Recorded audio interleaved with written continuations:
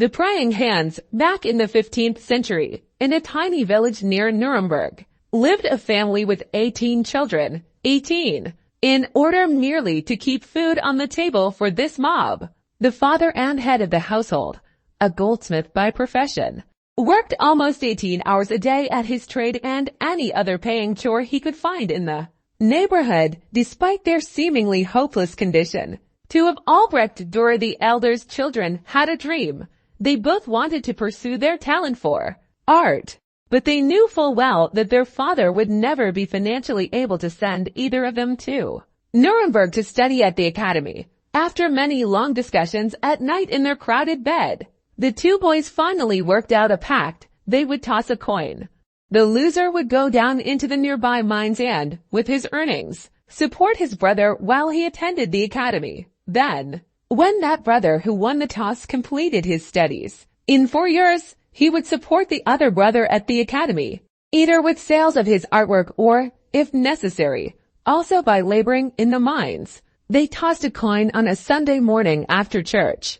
Albrecht Dürer won the toss and went off to Nuremberg. Albert went down into the dangerous mines and, for the next 4 years, financed his brother, whose work at the academy was almost an immediate sensation. Albrecht's etchings, his woodcuts, and his oils were far better than those of most of his professors, and by the time he graduated, he was beginning to earn considerable fees for his commissioned works. When the young artist returned to his village, the Dürer family held a festive dinner on their lawn to celebrate Albrecht's triumphant homecoming. After a long and memorable meal, punctuated with music and laughter, Albrecht rose from his honored position at the head of the table to drink a toast to his beloved brother for the years of sacrifice that had enabled Albrecht to fulfill his ambition. His closing words were, "And now, Albert, blessed brother of mine, now it is your turn.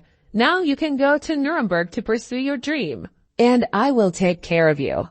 All heads turned in eager expectation to the far end of the table where Albert sat, tears streaming down his pale face, shaking his lowered head from side to side while he sobbed and repeated over and over, "No, no, no, no." Finally, Albert rose and wiped the tears from his cheeks. He glanced down the long table at the faces he loved, and then, holding his hands close to his right cheek, he said softly, "No, brother, I cannot go to Nuremberg. It is too late for me.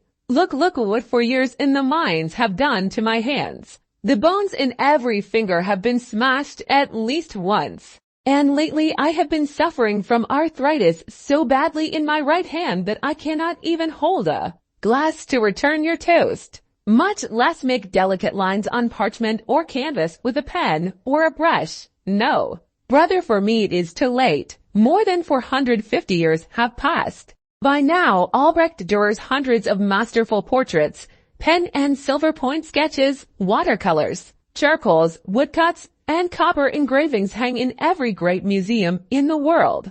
But the odds are great that you, like most people, are familiar with only one of Albrecht Dürer's works. More than merely being familiar with it, you very well may have a reproduction hanging in your home or office one day, to pay homage to Albert for all that he had sacrificed. Albrecht Dürer painstakingly drew his brother's abused hands with palms together and thin fingers stretched skyward. He called his powerful drawing simply hands. But the entire world almost immediately opened their hearts to his great masterpiece and renamed his tribute of love the praying hands. Mora, the next time you see a copy of that touching creation, take a second look. Let it be your reminder, if you still need one, that no one ever makes it alone. This story is presented by Speak Out Learning English. Thank you for watching.